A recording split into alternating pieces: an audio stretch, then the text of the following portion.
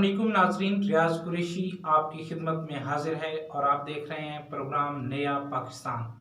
नाजरीन, हमारे साथ मौजूद हैं अवामी फ़िक्र टीवी के सीनियर तज्ज़िया निगार मलिक नजीब अवान साहब। नाजरीन, आज हम इनसे जानेंगे नए पाकिस्तान में होने वाली ताज़ा तरीन अहम अपडेट्स के बारे में। अस्सलाम वालेकुम मलिक साहब। वालेकुम सलाम। जी मलिक साहब, कैसे हैं आप? अल्हम्दुलिल्लाह। मलिक साहब, आज की पहली खबर ये है कि वज़ीर आज़म इमरान खान साहब और उनकी अहलिया का जो कोविड टेस्ट है वो पॉजिटिव आ गया है। इस बारे में आप क्या कहेंगे? औज़ु बिल्लाहि मिनश शैतानिर रजीम। बिस्मिल्लाहिर्रहमानिर्रहीम। कुरैश साहब, पिछले 15-20 दिन से जब से ये कोरोना आया है जी शिद्दत इख्तियार की है। हम बार बार अपने नाज़रीन और सामीन को कह रहे हैं कि ये पहले वाला वायरस नहीं है। जी इसके बारे में आज थोड़ा सा मैं बताऊंगा कि इसके क्या कदोखाल हैं, क्या इसने करना है। जी नंबर 1 बात तो ये है कि कोई भी बंदा पाकिस्तान का या दुनिया का, ये कोरोना ऐसा वायरस, ऐसी वबा है कि वो ये ना समझे कि मैं इससे बच जाऊंगा। जी इसने हर बंदे के अंदर से पास ऑन होना है। जी कोई बचेगा कोई नहीं। गवर्नमेंट जो इकदाम कर रही है वो ये है कि ज़्यादा से ज़्यादा पाबंदियाँ लगा के इसकी जो टाइम पीरियड है उसकी लेंथ को बढ़ाया जाए जी ताकि अस्पतालों पे, डॉक्टरों पे बोझ ना पड़े। जी लाखों या हज़ारों मरीज आए हुए हैं, कोई उन्हें पुरसान हाल कोई ना हो, जी ये मसाइल ना बने। इसलिए गवर्नमेंट कोशिश कर रही है कि ये इकट्ठे मरीज ना हो। सारी अवाम आज देख ले कि हमारे वज़ीर आज़म और जो प्राइम मिनिस्टर की अहलिया साहबा हैं उनको हो गया है। उसके लिए हम सारे दुआ गो हैं। तमाम वज़रा और मोदी साहब ने भी उनके लिए नेक ख्वाहिशात का इज़हार किया है। जी भारत के वज़ीर आज़म नरेंद्र मोदी ने ट्विटर पैगाम के जरिए वज़ीर आज़म के लिए नेक ख्वाहिशात का इज़हार इसके किया। अलावा बहुत सारे सफारतकारों ने भी नेक ख्वाहिशात और दुआओं का इज़हार किया है। जी अल्लाह ताला उन्हें सेहत दे और तमाम आवाम से अपील है जी कि वो SOPs पर अमल करें। जी मलिक साहब, आज का दूसरा बड़ा सवाल ये है कि फजलुर रहमान साहब ने तंज करते हुए कहा है कि वज़ीर आज़म साहब को 2 दिन पहले वैक्सीन लगाई गई है। या तो वैक्सीन फ्रॉड है या वज़ीर आज़म का जो कोरोना पॉजिटिव आया है ये फ्रॉड है। इस बारे में आप क्या कहेंगे? इमरान खान साहब को उन्होंने तंज ये किया है कि 22 तारीख को पेशी है जी इलेक्शन कमीशन के सामने। जी तंज उन्होंने ये किया है कि ये कोरोना का शिकार हो गए हैं पेशी से डर के।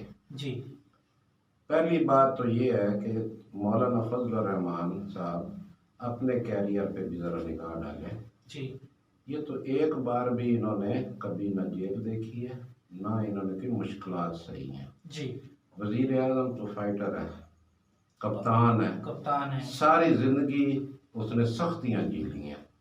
वो इनकी तरह नहीं है कि जो है फाइट करना ना जानता हो। इंशाल्लाह हम दुआ गो हैं वज़ीर आज़म पाकिस्तान के लिए, अल्लाह रब्बुल इज़्ज़त उनको सेहत कामना अता फरमाए। इस मौके पे पर ये नहीं बनता था कि फजलुर रहमान साहब जो आज है खाली बयान दे देते, खाली दुआ दे देते। जी मलिक साहब, मौलाना फजलुर रहमान के तंज के बाद शेख रशीद अहमद साहब ने भी एक बयान दिया है जिसमें उन्होंने वज़ीर आज़म इमरान खान साहब के लिए नेक तमन्नाओं का इज़हार किया है और उन्होंने कहा है कि मैं आज के बाद मौलाना फजलुर रहमान को बड़ा सियासतदान नहीं समझता। इस बारे में आप क्या कहेंगे? सर, ये उन्होंने अब बयान दिया है कि मैं उन्हें बड़ा सियासतदान नहीं समझता। मौलाना फजलुर रहमान पिछले कई दहाइयों से ये इस तरह की बातें कर रहे हैं। जो उनके कद काठ, जो उनकी पार्टी का कद काठ उनके वालिद साहब ने बनाया था उसको ये डिग्रेड ही कर रहे हैं। उसमें पार्टी के कद काठ में या अपने कद काठ में इन्होंने इजाफा नहीं किया। आज के बयान से आप अंदाज़ा लगा लें कि उनका क्या कद काठ है। उसके अलावा PDM के जो पिछले जलसे जुलूस में तकरीरें हैं, उनके बयानात हैं, उनसे अंदाज़ा लगाया जा सकता है कि मौलाना किस कद काठ के मालिक हैं। जी मलिक साहब, आगे बढ़ते हैं प्रोग्राम में। आज की एक सबसे बड़ी जो खबर है आज के दिन की वो ये है कि मोटरवे ज़्यादती केस का जो फैसला है वो हो गया है और अदालत ने मरकजी मुलजिम आबिद मली और शफकत बगा को सजाए मौत सुना दी है। इस बारे में आप क्या कहेंगे?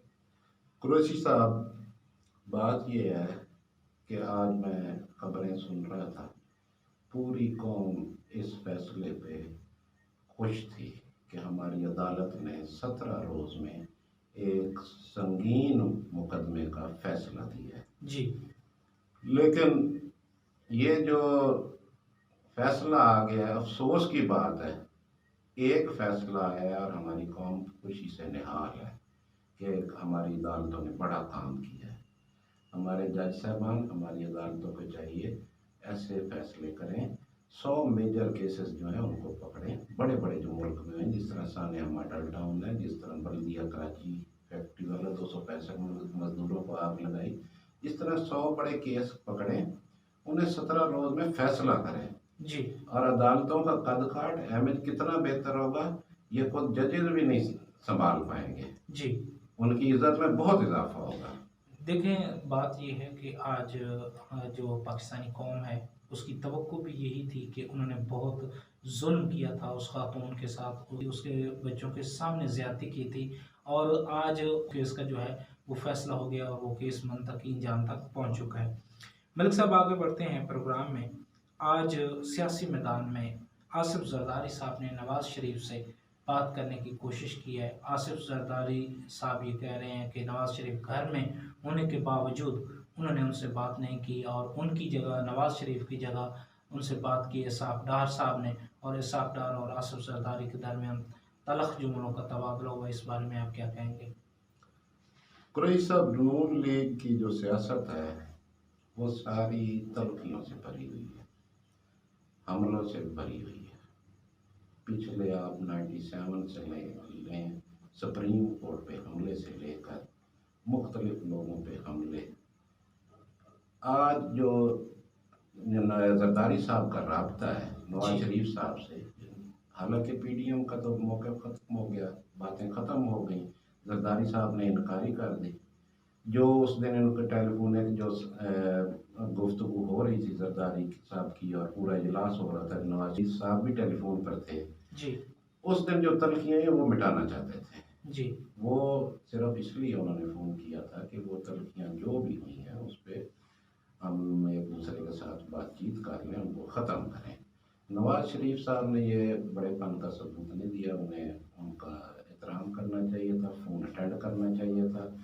उन्होंने दूसरी तरफ लगा दिया, एक कमेटी बना दी, वो उनसे रब्ता करेगी। कमेटी ने जाके रब्ता किया है, उसमें दो अपने सेंटर रशीद साहब और उनके शाहिद खाकान अब्बासी साहब शामिल हैं जी। एक तरफ वो इस्तीफे मांग रहे हैं, दूसरी तरफ वो कह रहे हैं जी हमारे इंतखाबात में मदद करें, जो डस्का इलेक्शन है उसमें मदद करें। ये मुतजाद उनका रवैया चल रहा है, कोई समझ इसका मतलब ये है कि अब पीडीएम की कोई वक़्त नहीं रही और पीडीएम अब मुकम्मल तौर पर जो है वो टूट-फूट का शिकार हो चुकी है। मलिक साहब, प्रोग्राम में आगे बढ़ते हैं। आज एक बहुत बड़ा बयान आया है वज़ीर आला पंजाब उस्मान बुज़दार की जानिब से। उन्होंने कहा है कि साबिक़ हुक्मरानों ने अवामी तरजीहात को नज़रअंदाज करके नुमाइशी मंसूबे शुरू किए थे, लेकिन जो हमारी हुकूमत है वो अवामी तरजीहात के मंसूबे शुरू कर रहे हैं। जैसा कि आप देख रहे हैं कि वो मुल्क में 2 नए शहर बसाने जा रहे हैं। वो कहते हैं कि हमारे मंसूबों से मुल्क में माशी इनकलाब बर्पा होगा। इस बारे में आप क्या कहेंगे? सर वो तो वाज़ेह है, अब एक ऑरेंज ट्रेन मंसूबा है, उसने कौन सा इनकलाब लाया मुल्क में? 2 शहर बसाने से तो बड़ा इनकलाब आएगा, और 2 शहर इस किस्म है कि हैं कि वो इंटरनेशनल सिटी बनेंगे जी। वो इंटरनेशनल लेवल के होंगे। वो ना सिर्फ 2 जो बड़े शहर हैं उनमें से आबादी का प्रेशर कम करेंगे, उनका मेयार ही इंटरनेशनल लेवल का होगा।